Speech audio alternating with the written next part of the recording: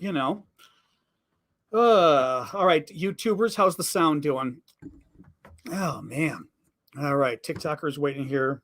YouTubers, hopefully the sound's working for the moment at least. Usually when I refresh the page, it seems to work. Fixed for now. Hey, Syndicate, thank you. Anyway, hey guys, welcome. But yes, it's freezing. Tomorrow's going to be negative 10 Fahrenheit at like 9 in the morning. And wait, how much is that? What is negative 10 Fahrenheit in Celsius? One moment. Negative 23 Celsius. And that's without the wind. Oh my God. I know Missouri's negative 14, so I shouldn't complain exactly. And Wyoming. Anyway, we're going through massive freezing spell here in the States. It's very pretty out, though. I will say that. It's a little cold, but very pretty. Anyway, welcome everybody. I am John Aravosis. This is the Aravosis Report, my nightly show Monday to Friday, 6 p.m. Eastern Time, U.S., usually from Washington, D.C., but I'm visiting Chicago for the next 2 weeks. Hello, Poland.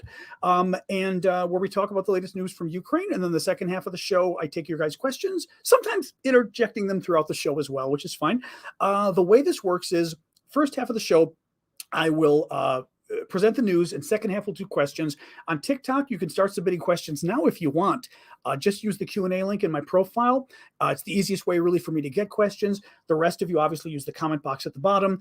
I am independent media. I'm doing this for free, so to speak. So your guys' support is very much appreciated. The gifts on TikTok, the super chat, super stickers on YouTube. As I always say, I will keep doing this work anyway, but it still helps for you guys to be giving me the gifts to help pay the bills. So I do appreciate it. Let's get rolling. So the big news today, obviously, is that President Zelenskyy of Ukraine spoke before a joint session of the U.S. Congress yesterday. A joint session simply means he's speaking to a gathering of the U.S. House and the U.S. Senate coming together in the U.S. House chamber. He spoke for probably a little over half an hour. It seemed to be very well received. I mean, the reports afterwards, I watched it live, but the reports afterwards were very positive. And what I mean is from the political analysts. The political analysts felt that his speech was very good in what it needed to be, hitting a lot of the important points, that would resonate with an American audience. I mean, basically, Zelenskyy had a number of goals here.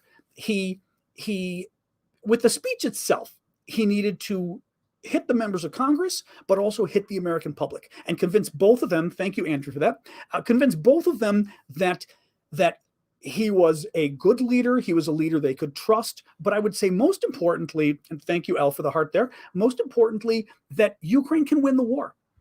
People like winners, whether it's the population at large or whether it's politicians. Politicians don't want to give money and give, ongoing support to somebody they think is going to lose. I mean, I would agree, actually. If we thought Ukraine was just going to lose, what's the point of putting all this money in and weapons in, right? But if we think Ukraine's going to win, then we should. So I think he showed a very human side. He showed a very competent side. I would say for me, the most important part as a longtime political person was when he walked in the chamber at the beginning. Now, one thing you have to realize for American political speeches is you don't get that kind of applause for anything but the President of the United States for the State of the Union address. Every year, and usually it's like end of January, February or so, the president gives his address to Congress where he talks about the state of our union, the state of our country, these United States. And the party that represents the president, so in other words, currently there's a Democratic president, so the Democrats will cheer and get on their feet nonstop. And then when the Republican president is president, then the Republicans get on their, so they do the kind of applause that you would see that like Zelenskyy got. Otherwise, you don't see that. You don't see it for a foreign head of state. That's the first part.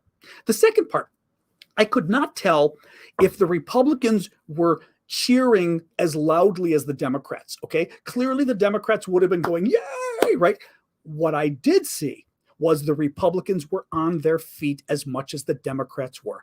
It was very few Republicans and basically just a few of the kind of crazy MAGA Republicans. I mean, if any of the Americans know Matt Gaetz, Lauren Boebert, very few, and we're talking extremists. Most of the Republican members of Congress, certainly the Republican senators, were on their feet clapping just as much as the Democrats were. Now, why does that matter? It matters because the Russians are watching. And the Russians, if they're smart, and the Russians aren't stupid, they would have. And by the way, thank you, Carlos. I did see the gift you gave right before I came on, Carlos. I just noticed Anthony threw something in. I didn't want to not thank you, but you did it before I was live. The Russians are watching, and they're not stupid. I guarantee you the Russians approached this speech the same way I did. They said, are we going to see a bunch of Republicans sitting on their butts and not getting up and cheering for Zelenskyy? And what happened was the Republicans cheered along with the Democrats. Every time that opening, when Zelenskyy came in case any of you didn't see it, I mean, for you Europeans, this was obviously happening overnight. Zelenskyy comes in, and both Democrats and Republicans get on their feet and they're cheering, and it didn't stop. It reminded me, was it Canada? I'm trying to think, where was it earlier this year? One of the very first speeches Zelenskyy gave via satellite, remember, via Zoom. And I think it was Canada, where it was this like 5-minute long cheering. And I mean, it gave me chills watching it, right? I think it was Canada. Well, this was a similar response. And again, I don't want to belabor this point here, but if you are the Russian government and you are watching this speech with Zelenskyy, you're hoping the Republicans are not going to be on their feet cheering Zelenskyy. It's only going to be Democrats, and it was Democrats and Republicans. Couldn't be, it was Canada. That's what I thought, Ali. Could not have been more important in terms of that. The Russians are sad. Not surprisingly, the Russians were not very excited about Zelenskyy. Excuse me, my nose is running today, cold day. About Zelenskyy talking to the American Congress. The one quote I'll pull out was great. Apparently, Zelenskyy has nothing to say. Being rude is the only thing he can do. I mean, it's like watching Heathers or something. I mean, it's just, they crack me up because it's at the same time I say, like, the Russians, I think the Soviets were great at messaging. The Russians, less so. This kind of stuff just sounds pathetic and sad. I hear a quote like that. I mean, comical, exactly. Crystal saying comical on TikTok, but it's more than comical. It's telling you too much. It's a tell. Right? Apparently, Zelenskyy has nothing to say. Being rude is the only thing he can do. Thank you, Keith, for the gift there. My mom's generation, and I still use this expression, and it's funny because younger people don't use it, but Zelenskyy got the Russians' goat. And the expression "to get your goat" in English, we use it in America. I don't know if do you guys use that too? Roshan, I think, actually has goats. Maybe you can tell me. Do you guys use this expression? Other Anglophones, but to get your goat means, oh God, when I'm trying to tick you off, when I'm trying to make you angry, and I do it. I got your goat is the expression. And this is to some degree what Zelenskyy was I don't say trying to do, but the Russians are making a confession by being so upset about it. To get under your skin. Thank you. That's the other expression. Thank you. Yeah. That Zelenskyy was able to get under the Russian skin, which is great. Now, you guys had brought up something last night, which was interesting. During the Q&A afterwards, after yesterday's show, you were talking about a speech that Russia's defense minister gave, Shoigu, in which he said that they were going to expand their military to 1.5 million men. Now, what's interesting about that is I did more reading on it today, and it was a speech that Shoigu, the defense minister, gave, and then Putin also gave a talk as well. Now, Shoigu announced that they were going to increase the number of Russian soldiers, but here's the point, okay? Yesterday when I heard 1.5 million, I thought, holy cow. Right? We knew that they called up another 300,000. Remember the 300,000 they called up a couple months ago? And mind you, they only called up like 200,000, but it was going to be 300,000 new men in the military. I heard the 1.5 million and I thought, oh my God, they're going from 300,000 to 1.5 million? The Russians have 1 million men. Their goal is to increase that to 1.5 million men in the military overall. That's significant. It's 50% increase, but that isn't a 5 times increase, right? When the Russians have 1 million men currently, but those men are spread, and mostly men, are spread all over Russia, right? They've got a lot of jobs that aren't combat jobs. So you got to keep in mind, because everybody, remember at the beginning of the war, some of you probably had this. I mean, I questioned it too. At the beginning of the war, I kept going, the Russians only have like, maybe max 190,000 men in Ukraine, but supposedly they have 1 million man army. Why don't they have more men to fight? I don't get it. The problem is Russia is a country of 11 time zones, literally 11 time zones. I mean, the American mainland is 4 time zones. Then you get Alaska, that adds 1. Hawaii adds another. So that's 6. The Russians, I believe, are 11 time zones. It's crazy how big Russia is. It takes a lot of men to basically spread around a country like that. And a lot of the men aren't fighting men. I don't know. Actually, some of you military folks maybe can tell me, what's the usual number you'd use? Is it like a third of the military are sort of active fighting people? Would it be a little more than that? In other words, versus you've got engineers, you've got cooks, you've got logistics people, you've got the guys who have to drive the trucks, right? The guys that have to bring the fuel, the guys that have to bring the food, who do the water, right? So the point is, okay, some people are even saying as low as a quarter, some are saying a third. So the point is, maybe Russia's got 330,000 fighting men. They put maybe 60, 70,000 of them in Ukraine. They've got to spread the rest of them around the country. In any case, my point here is, if Russia is able to build up 1.5 million men, it's not like it's that much bigger than what they've got. I mean, it's bigger than what they've got today, but it's not like it's earth-shattering. The second thing is, and the experts are already saying this today, it's going to take a lot of time for the Russians to try to build up that many men, okay? Keep in mind, the Russians tried to call up 300,000 new troops, right? They tried to basically draft 300,000 new troops a couple months ago. They ended up drafting like 200,000. Now, no one thought that the Russians did. Thank you, Benji. That's a very nice one, actually. That's a very generous gift. Thank you for that. Nobody thinks that the Russians only called up 200,000 men instead of 300,000 a couple of months ago when they had the big call up because, we didn't need 300,000. We could do what we're doing with only 200,000, right? The Russians are not in great shape in Ukraine. I was going to say Afghanistan. That would be a correct Freudian slip in that case. The Russians are not doing well. They could use more qualified men. The problem is they can't get these men trained. They can't provide logistics for these men. They don't have people they don't have weapons to give them. They don't have food to give them, so that it basically wasn't even worth having 300,000 men because they couldn't even get them over to Ukraine. They couldn't do it. So what people are saying is it could take, thank you, 6 Hour, it could take years. That's my favorite new hat, actually, that little TikTok wool hat. It could and will take years for the Russians to try to get their army up to 1.5 million men. Now, this is the interesting point with this. And I may even, as we go along, I may kill some of the stories as we go, because this is the most interesting stuff that I think is worth talking about. What worried people about this speech yesterday is they saw this speech as being basically an announcement of a rejiggering of the Russian military. That basically Putin is now, sorry, my head's itching, my allergies are going nuts the last day. Putin is now focusing on let me put it this way. Putin's establishing the Soviet Union all over again. Maybe not in terms of all the territories and everything, but he's focusing on the military again. He wants to have a much larger military. He is willing to build the military at the expense of the public at large, at the expense of the economy. Okay, willing to just what the Soviets did, where the Soviets were like, we are in a life and death battle with America and NATO, and the Soviets just put all their money into the military, but the rest of the economy was a disaster. I mean, really a disaster. All the jokes out of the Soviet Union, but they were real about them having nothing.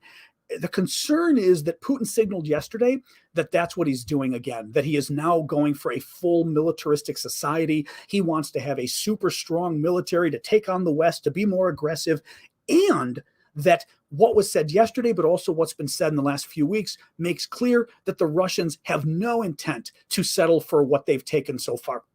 Now, to get my handy-dandy T-shirt map of Ukraine, thank you, Edsel. Oh, thank you, Edsel, especially Edsel. Not especially, but it's always fun when I get the gifts from people I recognize. Appreciate that, Edsel.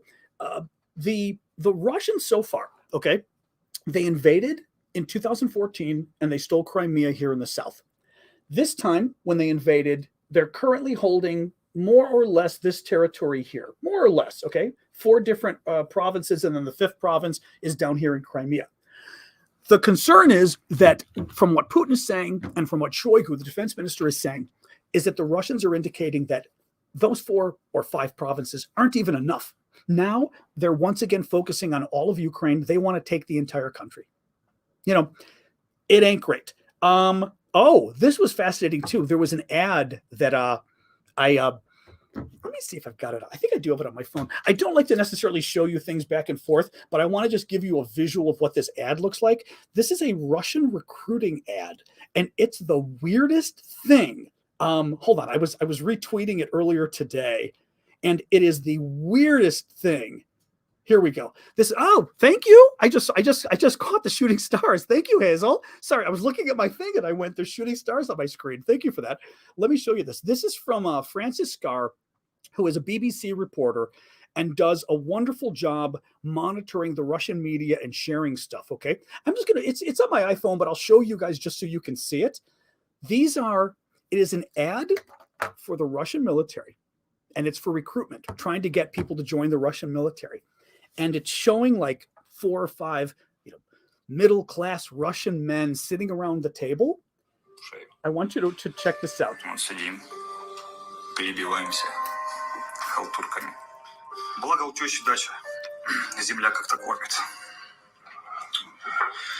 So this too. And they're all talking about, look at this. I came home back in 2001, but I still can't find my place in life. I haven't gotten used to civilian life. Another one at the beginning of the video, and they're all very despondent, says, I work until 7 o'clock every night, and then I've got to go to my second job. I'm a taxi driver. Another one goes, yeah, I do this second job, and I don't get home until midnight. I never see my wife and kids. And they're all talking about how shitty life is in Russia because nobody can get good work. Nobody has enough money. Nobody sees their family. And the solution is join the military. The only thing is, it probably is a good ad in terms of getting people to join the military. Now, mind you, these guys also aren't getting paid in the military. The military is screwing up all the payments as well in the Russian military. But the point is, the Russian state media, the Russian government, is putting out an ad that is saying, oh, dude, it ain't nothing like that. This is bro. All right. By the way, this guy's leaving. Unless you can make an appeal, but you're clearly a Russian. You want to come back and make an appeal? You may, but you're a freaking Russian. Bro, I've warned you. I've told you guys this, by the way. Whenever the trolls come on and go, bro, it's because they're Russian. If you've got to do an ad that says, your life sucks. This country sucks. Nobody can ever see their kids. Nobody can ever make enough money. The only way you're going to do it is to join the military. I guess that's one way to do it. Thank you, Azamak, for the crown. But it kind of cracked me up. Just a reminder, boy, I am going slow today with this stuff.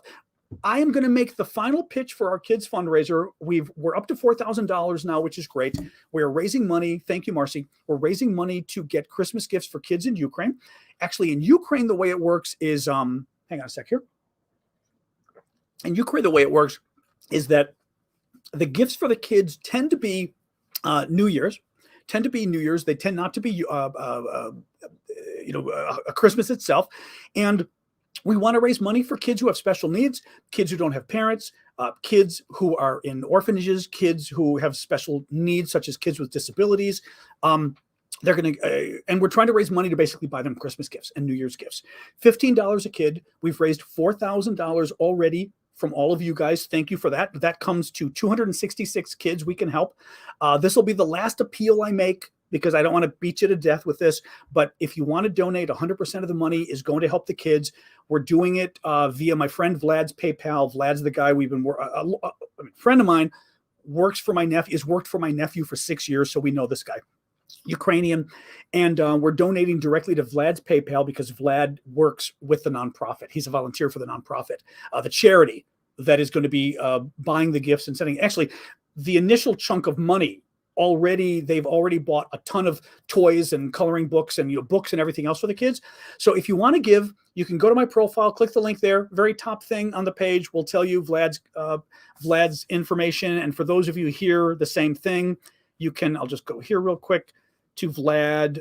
There we go. For friends and family to Vlad. Otherwise, just go to aravosis.com and you can find it there. The New York Times had a really interesting. I'm warm today. I'm going to take off I've got my Sasha t-shirt. Wonderful Wendy. Turner, who's one of our crowd here. Wendy designed T-shirts of my dog as a Ukrainian. Is that fabulous? And we've been selling these in my shop, which I think is fabulous. In my shop over at Represent, and 50% of the proceeds go to Ukraine. 50% goes just to support my work because, as I said, I'm doing this full time.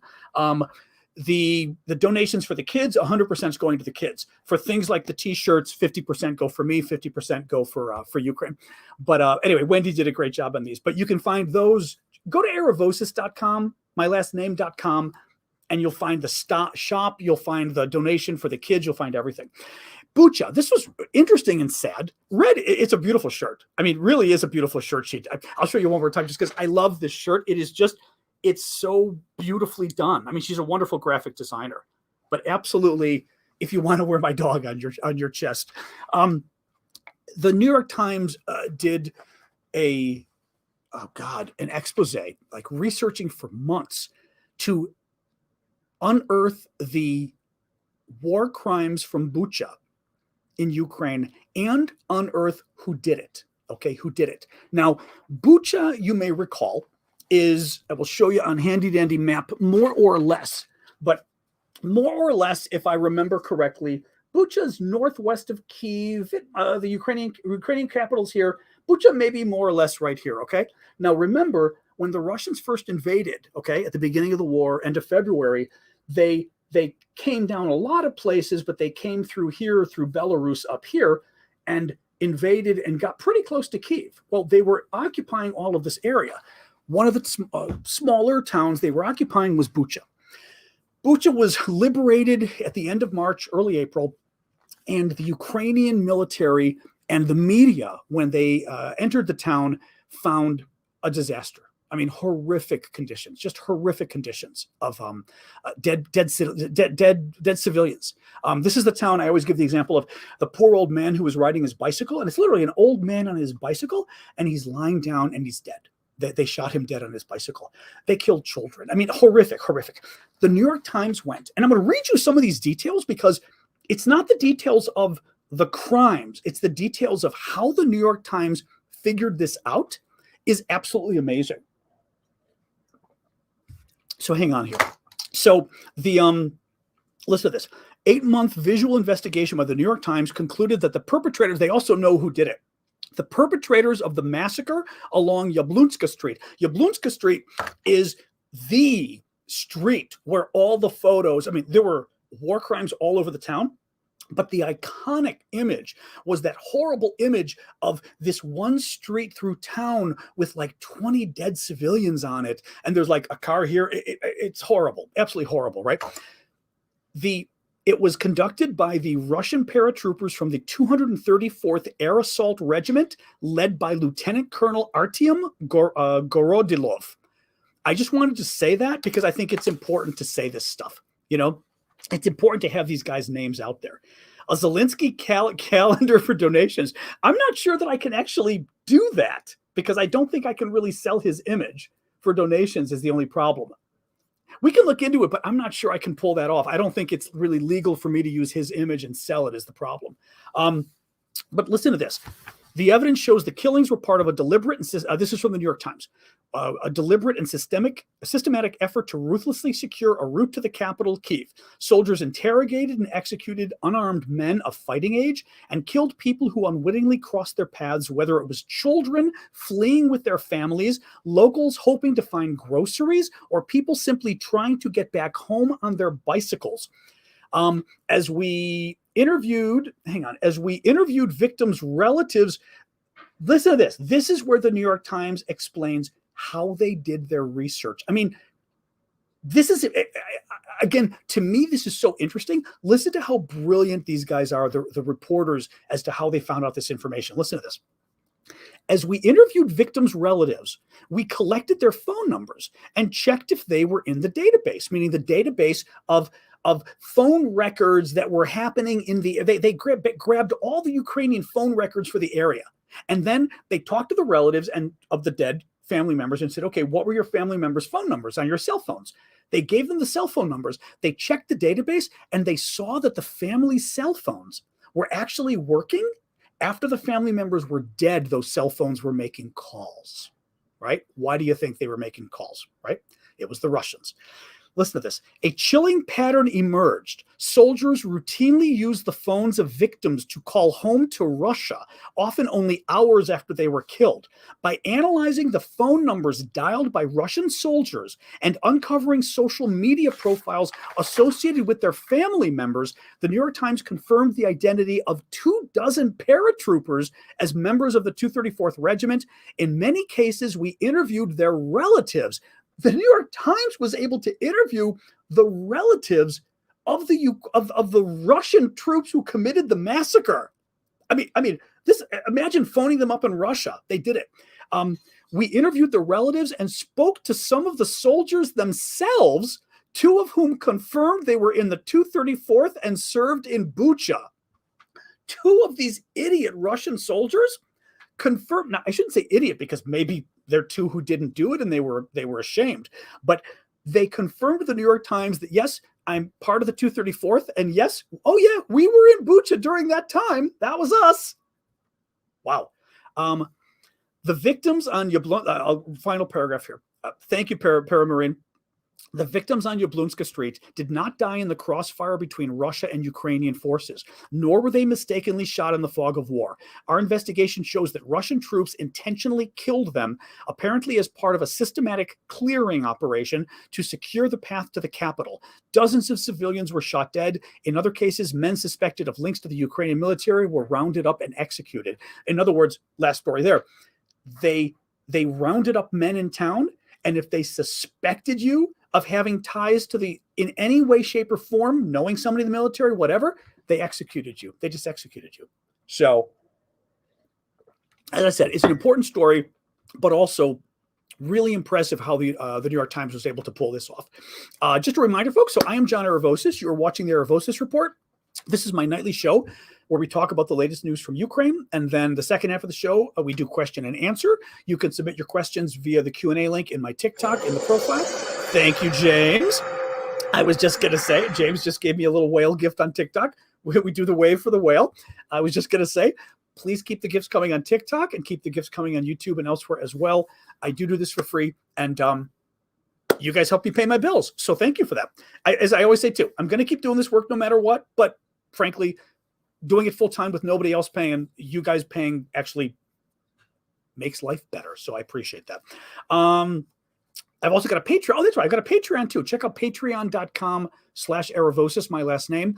Again, or just go to aravosis.com and it's got all my links. But I've got a Patreon. If you've been watching for a few months and you like my stuff, maybe sign up for $5 a month just to contribute there. Still waiting for the artillery video. Still waiting for it. But also, once I get it, I still have to reach out to my my friends at TikTok to make sure the video is acceptable.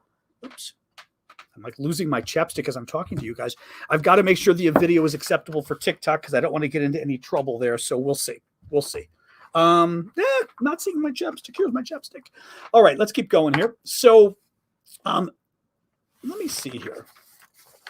I don't want to go too long here, but I want to see. The Associated Press estimates at least 10,000 new graves in and around Mariupol. Mariupol is a town occupied by the Russians early on. Thank you for the snowfall, Carla. That was perfectly timed for what we're all going through right now. Mariupol is down over here on the sea. It is occupied by the Russians. It is a town that very famous because this is the town where the Azovstal defenders were, where the Azov battalion was fighting at the Azovstal steel plant. And this is the town where basically 2,000 Ukrainian troops were fighting 12 or 14,000 Russian troops for 2 months. I mean, almost 2 months, these guys held them off. It's very, akin to, what the Greeks did with the Persians back, whenever the hell it was. It was the 300 men, but I forget what the 600 BC, whenever it was. But really amazing what the Ukrainians did. That's Mariupol. 10,300 new mass graves in and around Mariupol. Again, they can't say. A lot of the graves tend to have more than one person. They can't say that all of, some of them are war crimes. They think Thermopylae, exactly. They think some of them are war crimes. They don't know. Sparta, I thought it was the Persians were involved. No, it is Sparta versus the Persians, though, wasn't it? I'm going to mix up my Greek. I'm going to screw up my. Don't make me screw up my Greek history. I'm going to be in trouble here with mom and every Greek I know. I know it was the Spartans versus the Persians, right? Yeah. Okay. I say Greeks. I mean, we take credit for. Thank you. We take credit for everything. What else we got here? Just to zoom through some of the rest of the stories. The Reuters report. Oh, I know. I was going to say too. Mariupol. Oh, thank you, Frumpy, for the hat there. Mariupol. Mariupol is also the town where the Russians attacked the maternity ward of a hospital. Remember, they blew it up, and there was this iconic photo of the woman lying on the stretcher, totally pregnant, and the Russians claimed she was an actress and all this garbage. She died. Her baby died. I mean, just horrific.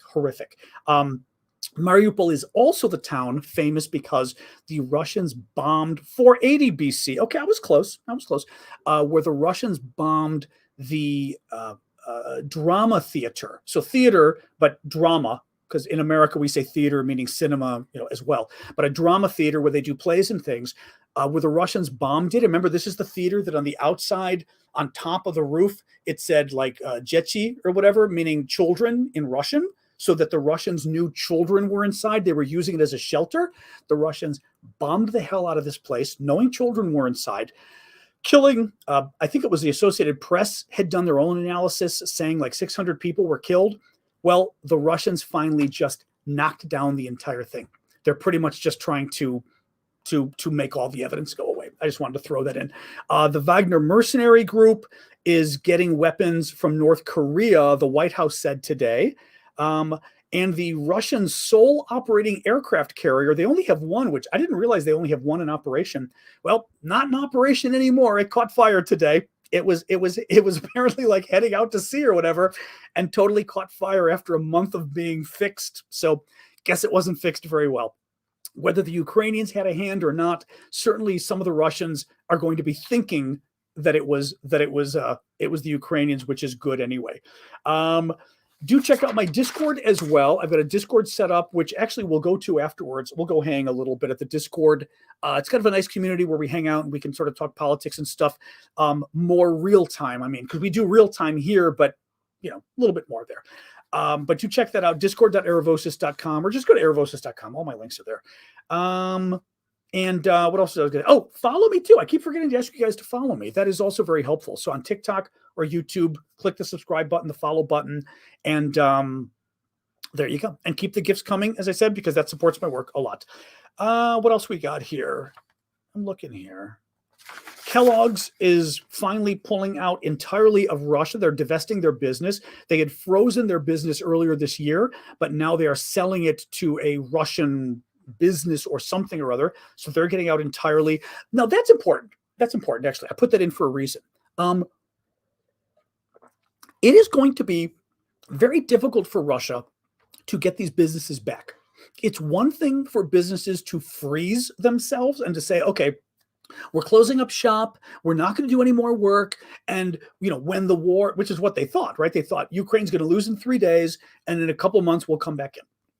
Well, what's happening now is they realize that the business climate is so bad that the war isn't going to end, and that they're giving up their business entirely. So Kellogg is selling what they've got. So for Kellogg to come back is going to be a hell of a lot more work than simply opening up their shops again, which is great. Thank you, Andy, for the hat there, which really is great news. Ukraine is going to receive 900 generators from the European Union, along with millions of energy-saving light bulbs. One thing I did not realize, thank you, El, for that, I did not realize that I'd heard about this before, actually. Ukraine, I don't know how popular it is, but it seems LED lights are not necessarily as widely used in Ukraine as one might hope that they were. So Europe is going to be sending a lot of LED light bulbs to basically help Ukrainians save on their power bills. Thank you, Ali, for the lights there, which is a great idea. And frankly, really brilliant way of doing it. I mean, it's whoever sort of thought of that, because also LED light bulbs, good luck breaking an LED light bulb, right? So they're the perfect thing to transport as well. And even over compact fluorescence, but certainly over a regular light bulb, they're going to save a lot of money, which is great. All right, I'm going to call it quits on the news. I may have missed a few stories, but I didn't want to go too long because I want to have time for questions here. So why don't you guys hit me up with the questions? You all, as I said, on TikTok, submit them via the Q&A link in my profile. The rest of you can go there. I mean, on the subject, thank you, Dark Phoenix, for the Galaxy. Actually, I shifted my light bulbs from halogen lights to LEDs. Oh no, it is a significant energy decrease if they're bulbs you use all the time. You know, oh.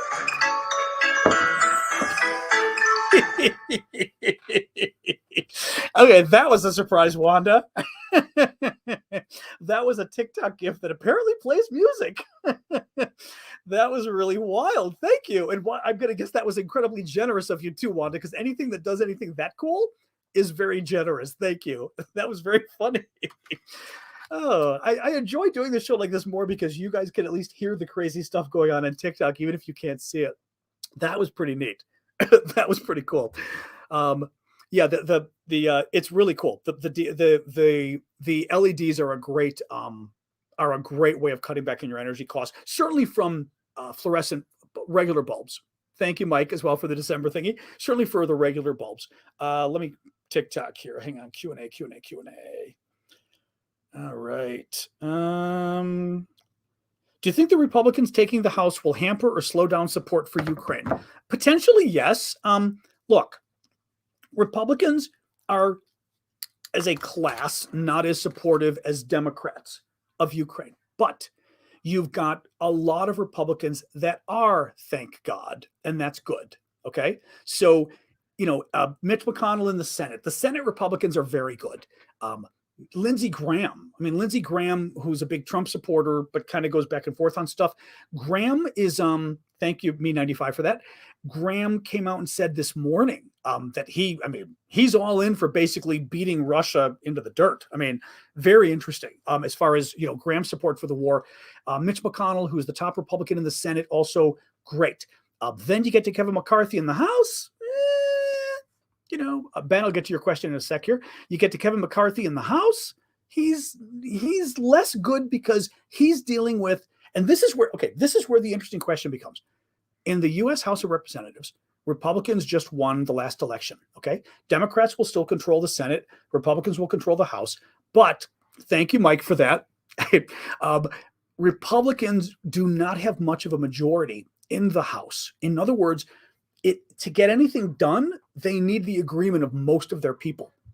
Thank you, Hazel. That's a very nice gift too. I know. Thank you. I appreciate that.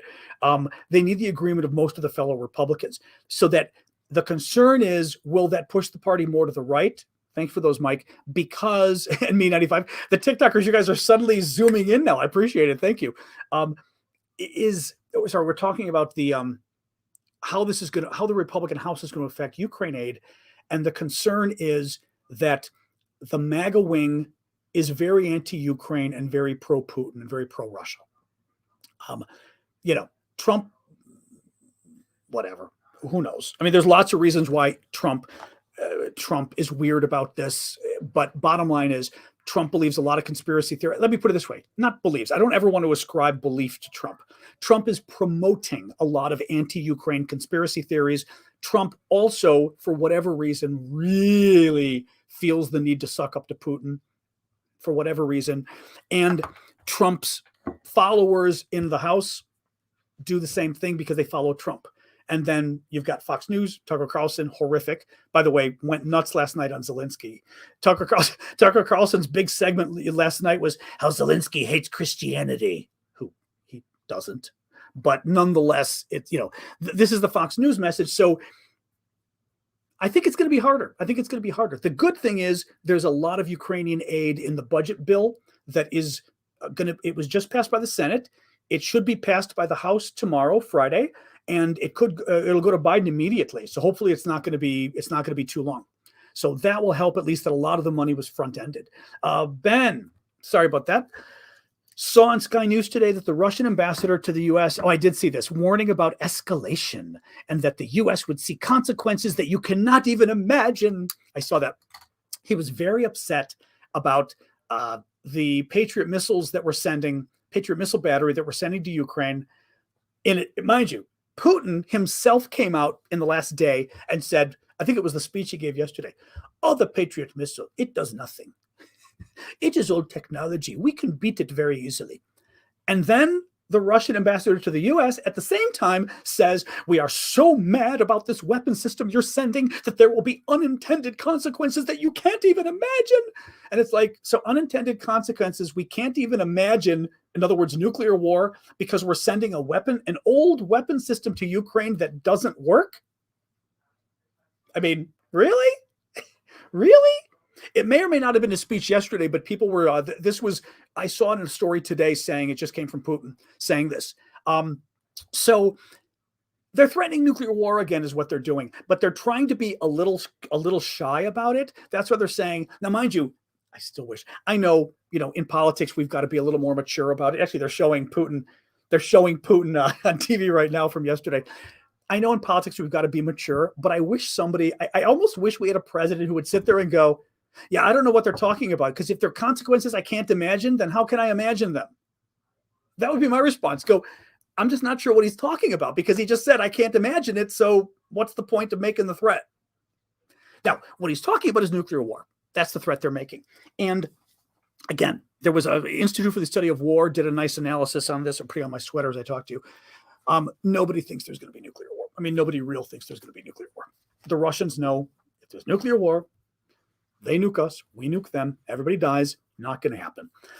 But they need to keep threatening it, because they need to scare all of you into going, oh my God, there may be nuclear war. Maybe we ought to put pressure on the Ukrainians to stop fighting. If we could only have peace now, right? Even if Ukraine has to give up 20% of its territory, then there's no nuclear war. But they're saying it for Fox News, Tucker Carlson. They're saying it also for Russia's own population. Keep in mind, a lot of the folks on the right in Russia, the military or militarist folks, I should say, are not happy. Because they rightly feel like the war isn't going well, and they feel like Putin isn't doing enough. So that's the thinking, is that's part of the reason the Russians are constantly threatening nuclear war, even if it's between the lines, like the Russian ambassador to the U.S., because it makes the people at home go. I keep thinking of that scene from The Hunt for Red October, right? When the commander is trying to convince his staff that he blew up the sub or whatever, but he didn't really, and the sub fake explosion, and the Russian crew goes, yay! Like, our commander went down with the ship. It's kind of the same. It actually is the same thing. Putin's just he's giving, bread and circus for the masses when it doesn't really mean anything. Actually, let me pull up either way, TikTok or here. Let me see here. Beep, beep, beep, beep, beep. Hang on here. Benjamin, ISW said, that's funny. Well, I had just read earlier, although I think it was Sky News that quoted ISW, but same difference. Yeah. Let me pull up you guys here. Endless war. Darren, the thing is, Darren asked a good question. This has been endless war. Let me say a couple things. One, we were in Afghanistan for 20 years. We were in Iraq for 20 years. I mean, approximately 20, okay? Afghanistan was 20. Iraq might have been 18, 19, right? We got into Iraq in 2003. It's been 10 months. Let's have a little, it's been 10 months. I think we can handle 10 months, right? That's the first thing. Second of all, and, with some of the MAGA crowd or the Fox News crowd complaining about, oh my God, another $40 billion spent. Our defense bill, okay, the budget that Congress just passed. Elon Musk was very upset about it, by the way. Elon Musk did a poll. I did a poll. He literally, I mean, this is just embarrassing. He literally tweeted at Senator McConnell and Senator Schumer, the top Democrat and top Republican in the Senate, the U.S. Senate, and said, I did a Twitter poll. And people on Twitter said, you should not pass this budget bill. He literally said that to them. And the rest of us who do politics are going, oh my God, okay. Yeah, okay. The legislation itself is about $750 billion or whatever for all the domestic agencies. This is actually the funding bill for the government. It's not like extra money. It's the money for next year for all the agencies to run. A little less than half of it goes for everything else. Half of it goes for the military. So half of it is the Pentagon budget, like $850 billion or so, which is a lot of money. $45 billion to Ukraine. So in other words, and we've spent maybe 10%. So far, we've spent maybe 10%, 85 billion, whatever, of the Pentagon budget on decimating the Russian military, setting them back for probably a decade, right? Making them much less a threat to the world. And Russia is not even arguably, Russia is clearly one of America's top enemies. I would say, China may be a competitor. Russia's an enemy.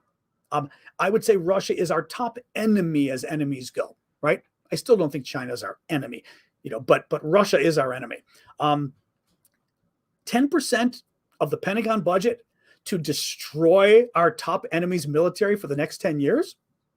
I mean, anybody who actually follows national security would be like, that's a bargain. That is a freaking bargain. It really is a goose use of the budget. I mean, so, in any case, I'm not too worried about it being 10 months, even if it's a few years. I don't really care. I mean, I really don't. It's up to the Ukrainians. They're the ones who are putting their lives on the line. If they want to try to get their territory back and defend their territory, why the hell do I care if it goes on for a few years? I mean, I just don't care,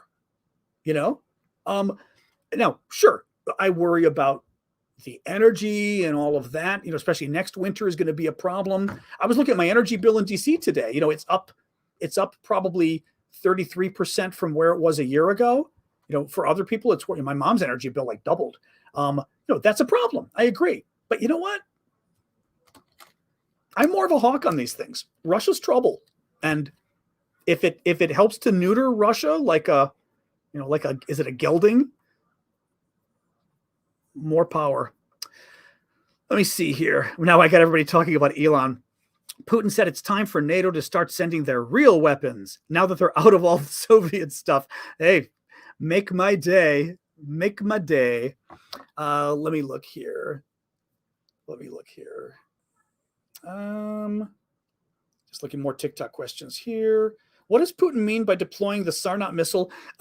Which is that? Is the Sarnat the 5 times faster than whatever the speed of sound or whatever missile? I always forget. Is that the one? I don't necessarily want to answer the question if it's the wrong question. But you know what? It doesn't really matter if that's the one or not, because again, Putin is dealing with the fact that they're losing, and it's embarrassing. Okay, their military, the hypersonic one. Okay, that's what I think. Yeah, exactly. The supersonic hypersonic one. It goes like either 5 times faster than the speed of sound or 5 times faster than all the previous missiles, whichever.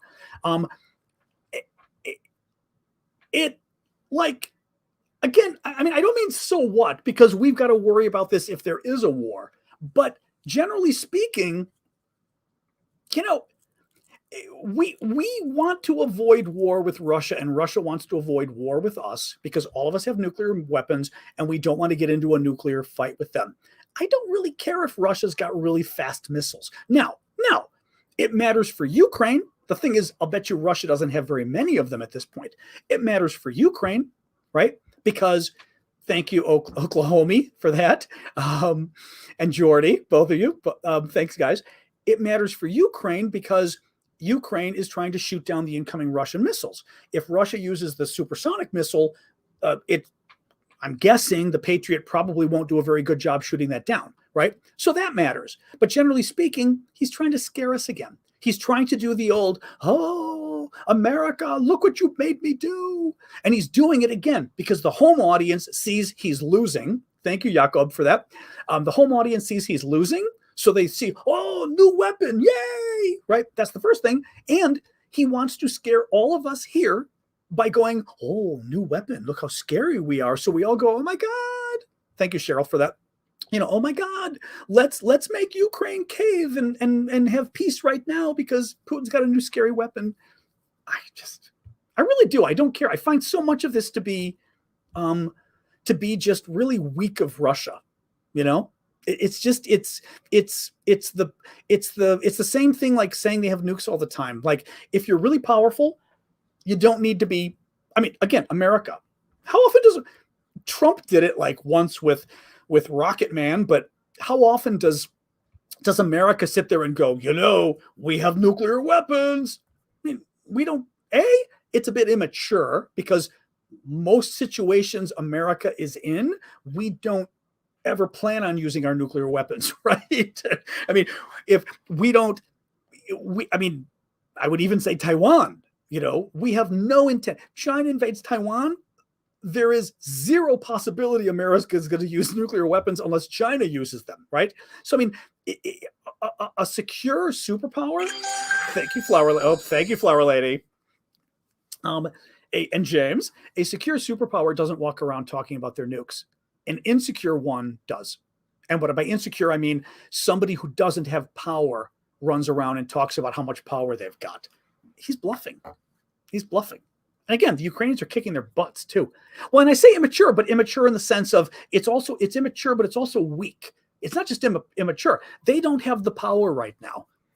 And so they've got to act like they do. And the only thing the Russians can do is try to scare us, because otherwise they have no other way to win. So, by the way, that's part of it. Putin said, we're going to stay with this war however long it takes. And I'm kind of like, and one of the quotes was something like, or something in the last few months, wasn't it like 300,000 men? Like the Russians could lose 300,000 men and they would still, 300,000 deaths of their men, and they would still keep fighting. And I'm kind of sitting there like, military strategist or political strategist, and I'm going, no, I thought this the other day. It's the Willy Wonka thing. It's like, no, please stop. Like, really? You want to decimate your military and still keep going into the buzzsaw? Okay. Again, if Ukraine wants to, I mean, I certainly don't want to prolong the war if Ukraine wants to stop. But if Ukraine wants to keep fighting and Russia wants to keep losing, it's like, okay. It works for me. And I don't mean to belittle this. I'm really not belittling it. I just think so many of Putin's threats are just silly, and they should be treated as such. How many Russians have died so far? Is there a number? No. I mean, no, because obviously a lot of it is the Russians aren't admitting it, just like the Ukrainians. No one's going to admit how many people they've lost, right? The Ukrainian numbers I don't trust. I mean, the Ukrainians are spinning, and that's fine. I appreciate that, but I mean, I'm not going to take their numbers. I have seen nothing for a few months now. The latest numbers I saw that were, conservative were that the Russians, this is now, mind you, 2 months ago, the Russians had lost like maybe 30,000 men had died. 30,000 Russian troops have died. And the another maybe 60,000 injured. So the number was maybe 90,000, maybe even 100 total. But keep in mind, when military folks use the word casualties, they use it in the way that the rest of us don't. For us, a casualty means somebody dying, right? For military, a casualty is dead or injured. So there are 90,000 to 100,000 Russian casualties, meaning dead and injured, maybe 30,000 Russian dead. I mean, some people have said 100,000 dead. Who knows? I think the Ukrainians may be saying 100,000 dead, but I'm not convinced on that. Having said that, the U.S. estimates were from a couple months ago. So, don't know now, right? I wouldn't be surprised if the Russian one is higher, 35,000, maybe even 40,000 Russian dead. Now, what's important with that is, sip of water. Thank you. Was that hippie? Hippie or Hilpy. I'm thinking hippie. It says Hilpy. Hippie works too. Hilpy. Thank you for that.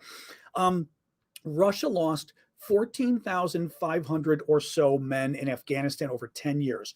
Those were considered catastrophic losses.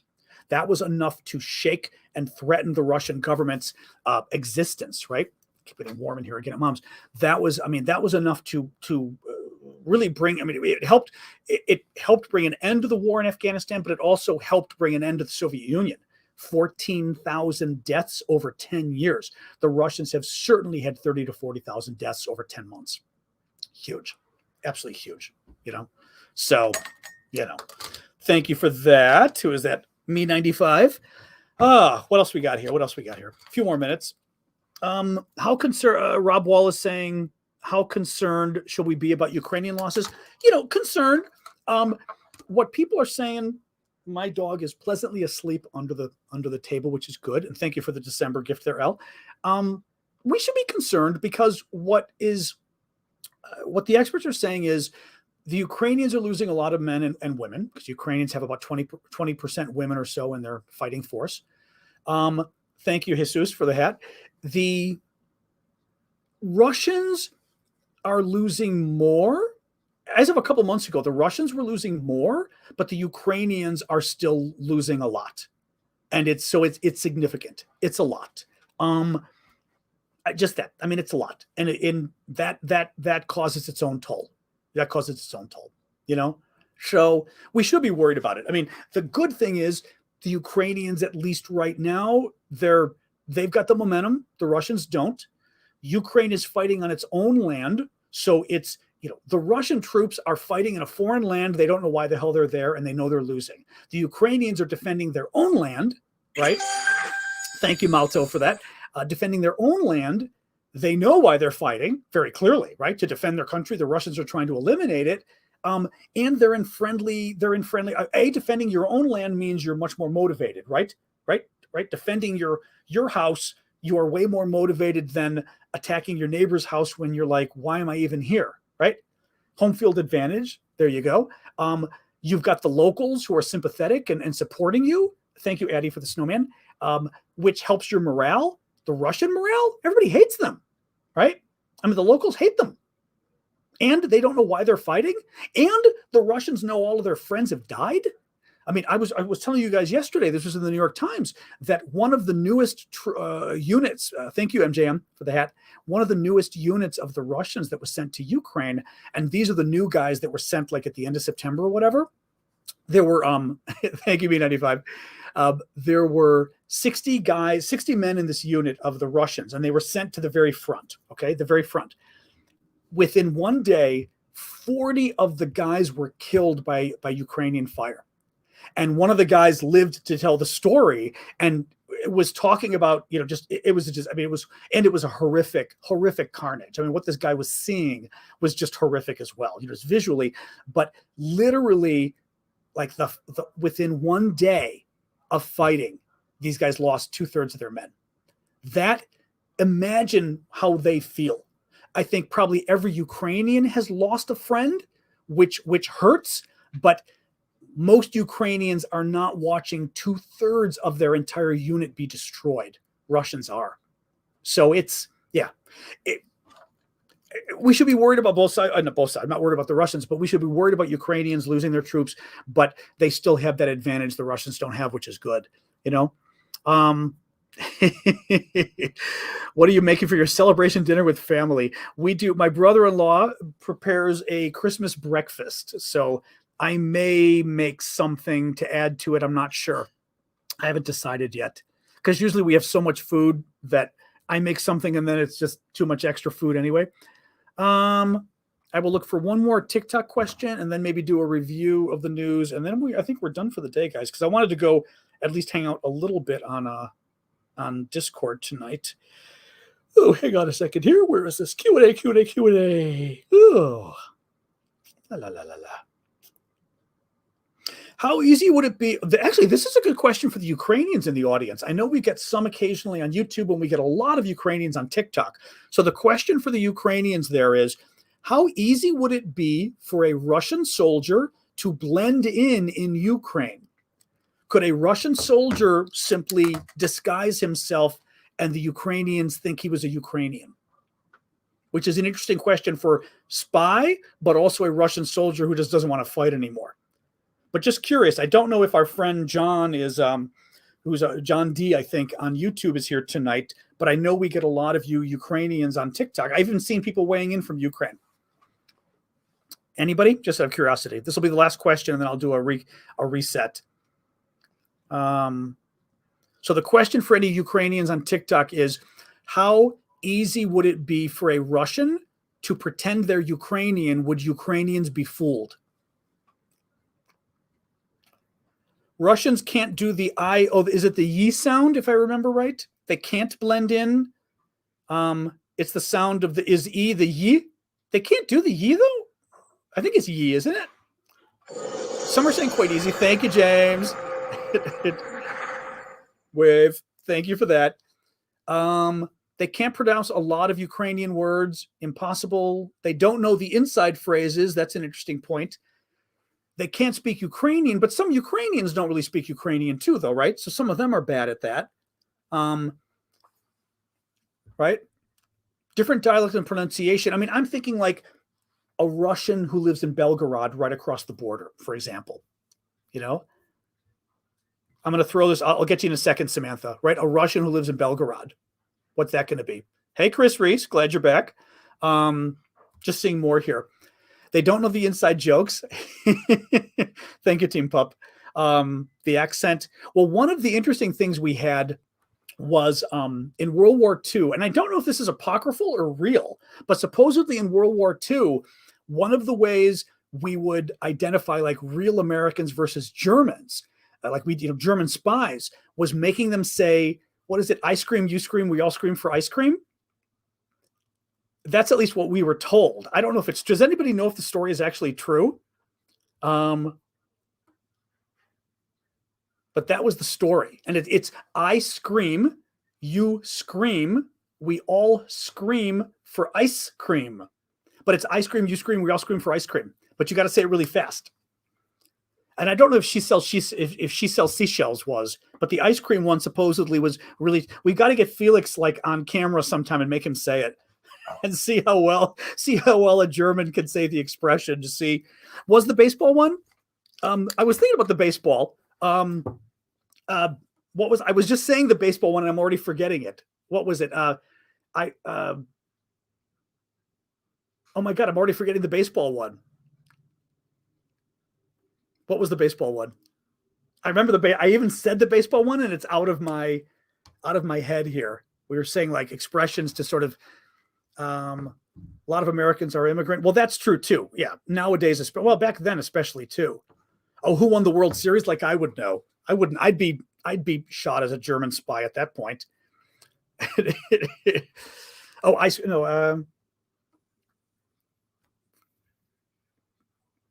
That ice cream thing in the playground. I know we used to too. Yeah. Who won the World Series? Like I said, I'd be dead if that was the question for me. Who won the World Series? Oh, Samantha, sorry. Zelensky's visit must have been a security nightmare. I would think so. Did he bring his own security? Yes, because I saw his security guy get off the plane with him. You see this guy a lot. He's kind of blondish, but you see him in a skinny military guy. You see him in a lot of the pictures. He's got to be Zelensky's guy. Did he bring his own security and use Secret Service? It's both. He did an out and back. Now I did read today that they had like US fighter jets and something else escorting them. I believe he flew on a military aircraft, but at the very least there was a fighter jet or a fighter and an aircraft that flew in front of them that was basically looking for submarines and things like that. And my guess with the submarines is they were worried about the submarine launching a missile at the plane to take out Zelenskyy. So there you go. But yeah, no, the US I had read was in charge of security, basically, because it kind of made sense. I mean, because Ukraine would be great at doing security in Ukraine, but if you're flying internationally, that's America. That's not Ukraine's expertise, and especially flying into America. And it makes more sense anyway, because he flew on Blinken's plane. See, that makes sense. You want an American plane. You want an American plane where if the plane is touched, it is a declaration of war. So Blinken's plane would be great. You would want to make sure that there's American diplomats on the plane, which I'll bet you that there's American officials on the plane with him, so that literally you have attacked American officials in an American plane, so that it's, spy plane and a fighter. They flew from Poland over the UK and then to America. There you go. I'd read it was the two planes. Yeah. So that's how they did it. Yep. But again, kind of made sense because you want to make it so that the Russians wouldn't even dare touch it. And that's the way you do it. All right. Let me do the quick news update and then we're going to go, guys. I don't want to go too long here. Let me see here. Beep-a-deep-a-deep. All right, what do we got? Zelenskyy spoke to Congress, as I said. The cheering was great, and I think the cheering is the thing that really would bother the Russians, because there was bipartisan support for Zelenskyy, Democrats and Republicans on the Congress, and that was great. Russian defense minister says that they're planning to increase their military from 1 million soldiers to 1.5 million. Bucha, the New York Times did a huge investigation of the Bucha massacre and was able to identify the troops and the commander by name who were involved. The Associated Press estimates at least 10,300 new graves in and around Mariupol. Reuters reports that the Wagner mercenary group is getting weapons from North Korea. Russia's sole operating aircraft carrier, the Kuznetsov, caught fire today. Sad. Per Sky News, a local official in a Russian control, I didn't tell you this story, but it's a good one. A local official in a Russian-controlled part of Ukraine's Kherson region was killed in a car bomb attack. Remember, I've told you about this. This is nonstop. These are Ukrainian officials who are working for the Russians. So basically, the Russians come in, they occupy the land, and there's some Ukrainians that go, hey, we'd love to, I'd love to help you oppress my own people. Well, the Ukrainians have been turning around and blowing them up. Thank you, Rick, for that. Have been blowing them up. And I mean, it's nonstop that they've been setting off these car bombs, and it's almost always a car bomb. So very interesting, as yet another example of how well the Ukrainians are at doing this. Per Sky News, Kellogg has divested its business in Russia entirely, and Ukraine is going to receive 900 generators and millions of energy-saving light bulbs from the European Union. And then finally, as I said, we're doing this fundraiser to buy Christmas gifts for Ukrainian kids in need, $15 a gift. 100% of your donation will go to the kids. I'm not taking a dime. You can go to my profile on TikTok or Aravosis. Go to my profile, click the link. It's the first thing that comes up is my friend Vlad's PayPal, that he's the one collecting all the funds in Ukraine. Vlad, we've worked with before, but Vlad is working with the nonprofit, the charity in question. And please go and contribute there. Or aravosis.com is a list of all of my links, the Vlad stuff, my Discord, my Patreon, etc. Check it all out. I am going to head out. I will go over to the Discord and we will hang out for a little bit at the Discord. I'm going to turn off the obnoxious light I use when doing my show, because you can see why, especially on YouTube, it helps. But man, it's a light in my eye and I hate it. Let's go to I'm speaking of my 400,000th day of speaking about Ukraine, practically. Practically. Before just mentioned kids. Exactly. But yeah, if you guys can help donate to the kids, we've got $4,000 already. I'd like to get a little more, $15 a contribution. All the money goes to the kids. I'm not getting any of it. So if you can help, aravosis.com. Thank you all on YouTube, etc. Thank you, TikTokers, as always. Thank you for the gifts, everybody. And thank you for the TikTok mods in particular, because I know your life is always hell. So thank you for hanging in there tonight. I appreciate it. Well, hopefully, my content gives you hope. If we just have to give Ukraine the weapons it needs, I still think we're not giving them everything they need. But if we did, the problem, I'll leave you with this thought. The problem with the war right now is that Ukraine's winning. and that Biden's a little freaked out. And I think Macron and Scholz and everybody else, they're a little freaked out. The Brits aren't freaked out. The Eastern Europeans are not freaked out, other than, Orban.